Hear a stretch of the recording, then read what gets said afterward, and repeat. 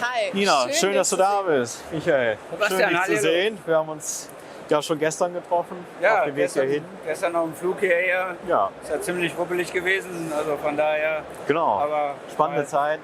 Ja, war ja schon der erste Austausch im Flieger. Absolut. Schön, dass du dir die Zeit nimmst für uns. Ja, vielen Dank, dass ihr hier seid und dass wir uns austauschen können. Sehr gerne, vielen Dank. Sieht gut aus, euer Stand hier. Danke. Schön hell, sehr modern. Ja. Gefällt mir. Mag ich. Wir wollten einfach mit dir mal so ein paar Sachen abfüllen, wie ihr das seht, wie ihr die Zukunft seht. Und ja, auch ein bisschen was mit euch über eure Projekte sprechen. Ja. Ja, brandaktuell, Lützen. Ja, Wie Lützen. läuft's denn? Ja, spannendes Thema. Wir haben das Objekt jetzt fertiggestellt. Das ist ja ein Projekt aus unserem WELF 1 Fonds, was wir im Umkreis von Leipzig realisiert haben. Was jetzt, ich sag mal, fertig ist und bezugsbereit ist. Knapp 11.800 Quadratmeter, nachhaltige Logistikfläche. Eigentlich wirklich mit einer sehr, sehr schönen Holzbinderkonstruktion, sorgt für ein ganz tolles Raumklima und ja, verkehrstechnisch wunderbar gelegen. Du bist schnell an der Autobahn und ja, ist halt eben Teil unserer Strategie, an verkehrsgünstigen Lagen hochwertige Logistikimmobilien zur Verfügung zu stellen. Okay. Was gibt es sonst noch Neues? Aber es gibt vieles Neues. Ne? Wir sind natürlich weiterhin auf der Suche nach spannenden Grundstücksmöglichkeiten, Brownfields. Aber auch für unseren Verdion 2 Fonds, WELF 2 Fonds, sind wir auf der Suche nach spannenden Bestandsliegenschaften mit Erweiterungspotenzial, klassisches Value-Add-Geschäft und ja, prüfen verschiedene Grundstücke, die wir auch unter anderem von euch natürlich angeboten bekommen. Ja, sind offen für spannende BTS-Gesuche, die es ja doch wieder am Markt gibt, Gott sei Dank. Das ist ja auch ein starkes Signal, dass es da wieder Nachfrage gibt und ja, sind gut beschäftigt und freuen uns auf alles Weitere. Wie sieht das Thema Nachhaltigkeit bei euch aus? Thema Nachhaltigkeit ist uns sehr, sehr wichtig, weil wir zum einen natürlich feststellen, dass die Nutzer das immer mehr nachfragen. Aber auch für uns als Unternehmen und auch Teil unseres Fonds ist es natürlich wichtig, nachhaltige Produkte anbieten zu können. Das heißt zum Beispiel, dass unsere Objekte heute alle überhaupt nicht mehr über einen Gasanschluss verfügen. Wir machen alles über Wärmepumpe oder Erdwärme und auch in den Konzepten bei unseren großen Entwicklungen, die wir letztlich in den nächsten Jahren irgendwo präsentieren können, werden wir eigentlich fast komplett klimaneutral sein. Das ist das Ziel. Und ja, aus den Gesprächen mit den unterschiedlichen Nutzern in unserem Portfolio zeigt sich einfach, dass das absolut nachgefragt wird. Du, ich habe da mal was mitgebracht. Ja. Power of Logistics, schon mal was von gehört? Nein, tatsächlich nicht. Okay, also Power of Logistics, wir, die Immobilienbranche, ist der Meinung, dass das Thema Nachhaltigkeit immer mehr eine größere Rolle spielt. Absolut. Und wir wollen das natürlich dann im Endeffekt auch in, ja, ich sag mal, in den politischen Gedanken mit reinnehmen. Bei den Bürgermeistern, bei den Kommunen, bei den Wirtschaftsförderern etc. Und wir haben gesagt, vielleicht ist es immer sinnvoll, wenn man losgeht und sagt, hey, deine Logistikanlage oder die Logistikanlage ist keine Logistikanlage, sondern Energiespender. Absolut. Ja? Nachhaltigkeit. Gerade das Thema Energieversorgung ist ja brandaktuell letztlich und wenn man dann noch PV anbietet oder eine Wärmepumpe, Eigeneinspeisung, Selbstnutzung, wichtige Themen auf jeden Fall. Das ist ja auch nicht mehr wegzudenken. Nein, gar nicht. Ne? Und ich meine, wir sehen es jetzt hier gerade so lustig drauf, schemenhaft dargestellt, Ladeinfrastruktur. Wir werden ja demnächst irgendwann E-LKWs wird's geben, E-Mobilität wird weiter voranschreiten und ich glaube, dann ist das extrem wichtig, das halt eben auch in den Produkten vorzusehen. Darum Ja. tolle Initiative. Also Und dann die Produkte vorzusehen, ist schön.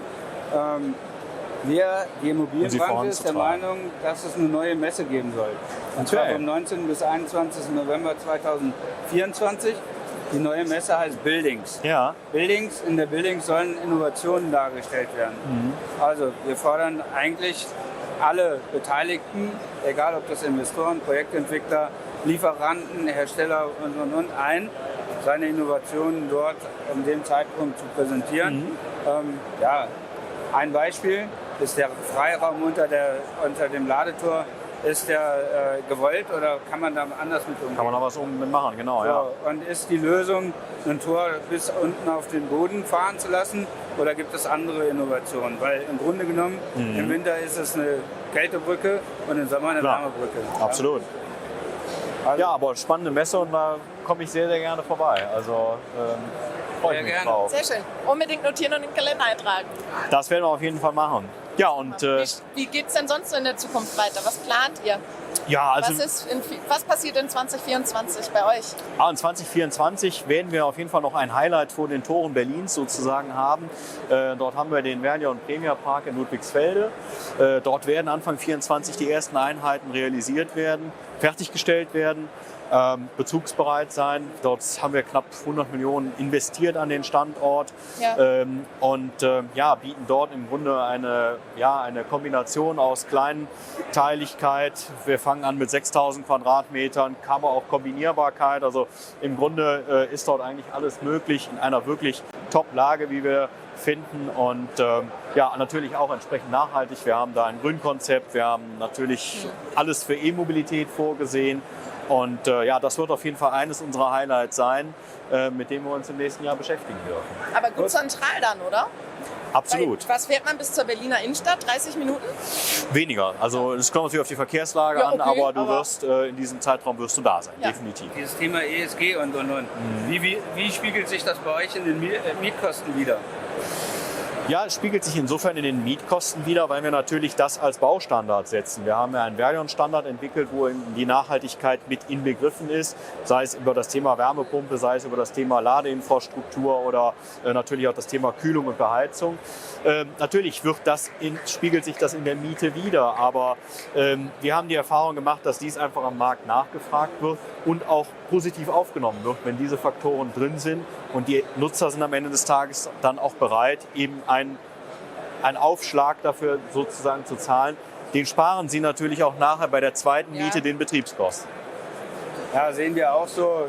Ich denke, dass es ja ein politisches Thema ist. Absolut. Dass nicht nur unsere Bundesregierung dahinter Weltweit. steht, sondern ich sag mal Europa, weltweit, weiß ich noch nicht so richtig wirklich, aber Europa steht da mit Sicherheit hinter und von daher wird es da mit Sicherheit Veränderungen geben und auch ich sag mal, alles, was wir so in der Form hier machen, auch mit der Buildings soll natürlich in diese Richtung dann gehen und soll einfach, ich sag mal, das Verständnis auch ein bisschen dafür wecken. Ne? Das ist ja auch ein Impuls letztlich in die Branche, dass man sagt, klar, man macht Flächenversiegelung oder wenn wir jetzt über eine Brownfield-Entwicklung sprechen, dann revitalisiert man im Grunde bereits versiegelte Fläche und führt sie ja zu einer neuen, nachhaltigeren Nutzung zu. Aber das ist ein Impuls in die Branche und ich glaube, das ist absolut wichtig. Okay. Ja? Super, vielen Dank für deine Zeit. Ja, super. Schön, dass ihr hier wart. Dankeschön. Vielen Dank. Michael. Alles gut. Danke. Bis bald.